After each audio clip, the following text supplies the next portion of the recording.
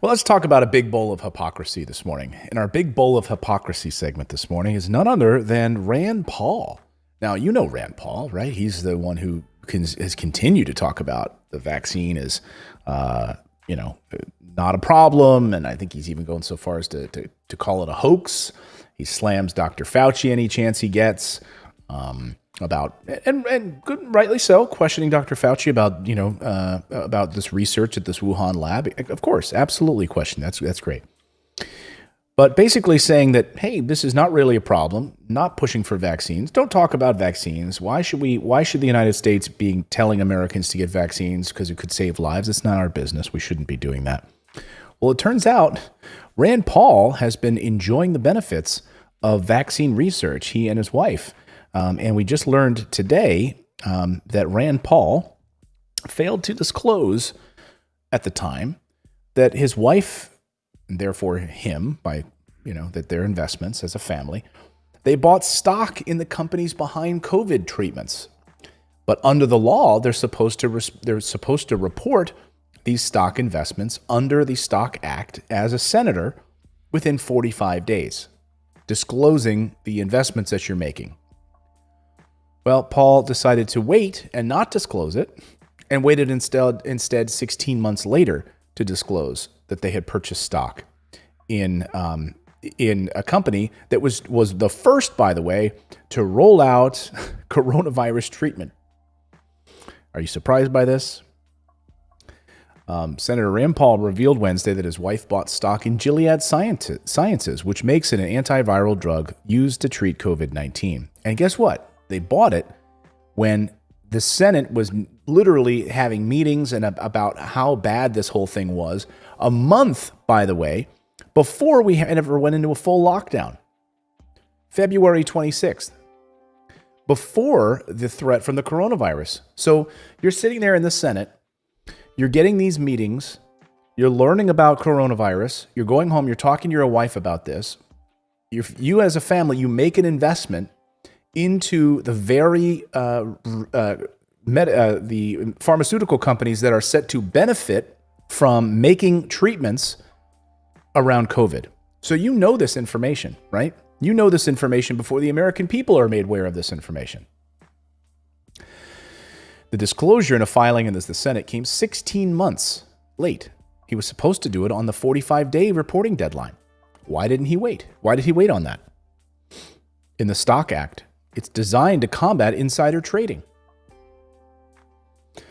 Experts in corporate and securities law said the investment, and especially the delayed reporting of it, undermines trust in government and raises questions about whether Kentucky Republicans' family had sought to profit from the non-public information that was looming in the health emergency, and plans by the United States government to combat it. Several senators sold large amounts of stock in January or February of last year, prompting a handful of insider trading probes. The senator ought to have an explanation for the trade, and more importantly, why it took him almost a year and a half to discover it from his wife. Oh, we really don't think that she told him about it? I mean, come on.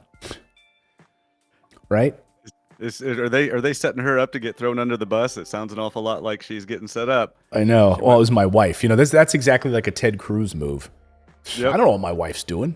She hates America. She's the one that did it, not me. He'll laugh it off like oh, well, my wife holds the checkbook. Ha ha ha.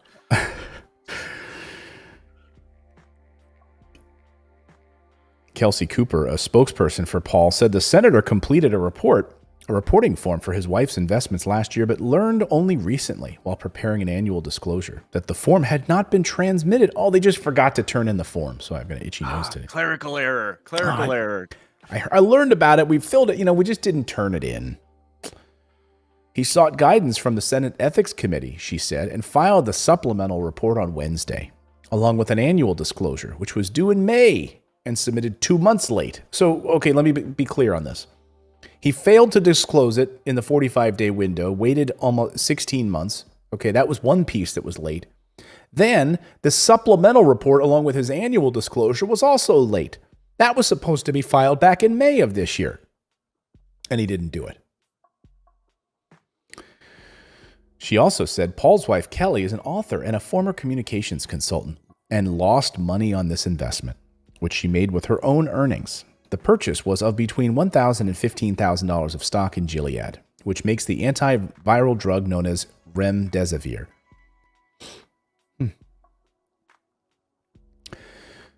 So they were, many let's see here. Yeah, remdesivir gained emergency use authorization from the Food and Drug Administration last year. Oh, interesting. So when did they know about this, that it was going to gain approval? That they were going to push the Trump administration on giving this company, Gilead Sciences, a sudden, push, a sudden bump from the Food and Drug Administration? And they gave it to President Trump. They gave this drug to President Trump when he was sick with COVID. Wow.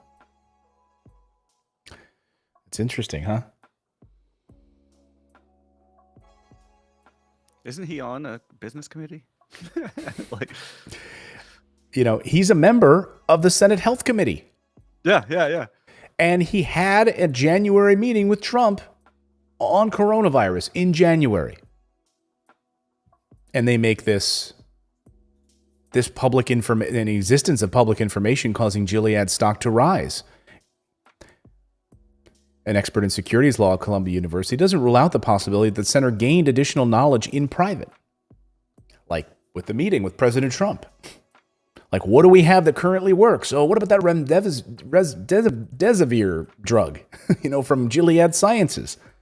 Oh yeah, that one's out there. It's kind of, it's used to treat hepatitis C and Ebola, and they maybe alter it. So let's get that thing funneled up. Honey, I just got a tip on a stock. Who knows?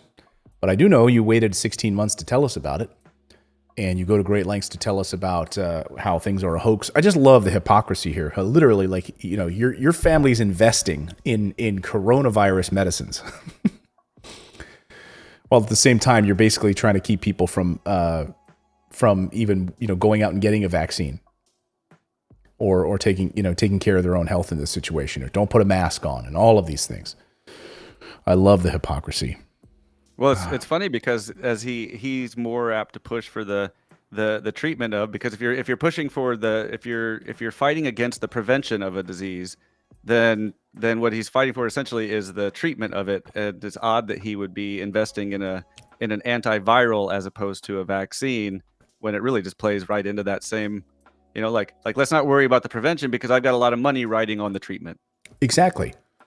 So, I stand to make money off of people who get sick, essentially. So don't worry about it. Don't worry about this virus.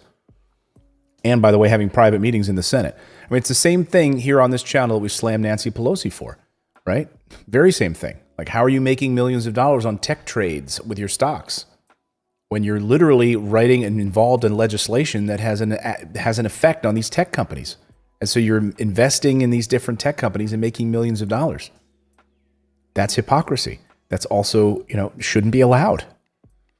You should not be able to invest in any company that you have some sort of regulatory oversight or power behind, right?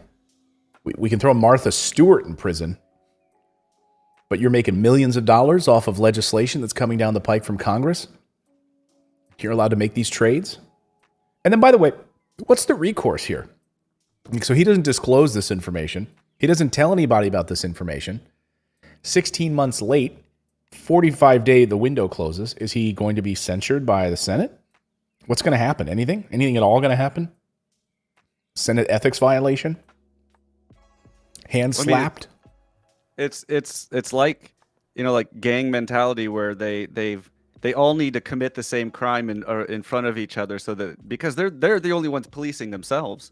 But you can't have what's Nancy Pelosi who is guilty of the same thing. What's she going to do about it? None of them can push forward to investigate the others. Not really, because they're all guilty of the same thing. Right. I mean, are we, we have the Department of Justice, which, the Department of Justice investigated several members of Congress for insider trading. They closed those probes. Should they be holding an investigation on Paul? Paul was the first U.S. senator to test positive for COVID. He's repeatedly rebuked public health guidance and has publicly challenged Dr. Fauci. on it. So, yeah, you should answer these questions, Dr. Paul. That's what we're asking you to do. Thanks for subscribing to the channel. You can also become a channel member by going to morninginvest.com/join, where you can stick it to the mainstream media and support independent journalism. We're able to bring you the stories that you won't see on any of the major billionaire-backed networks. Thanks so much. We'll see you next time, everyone.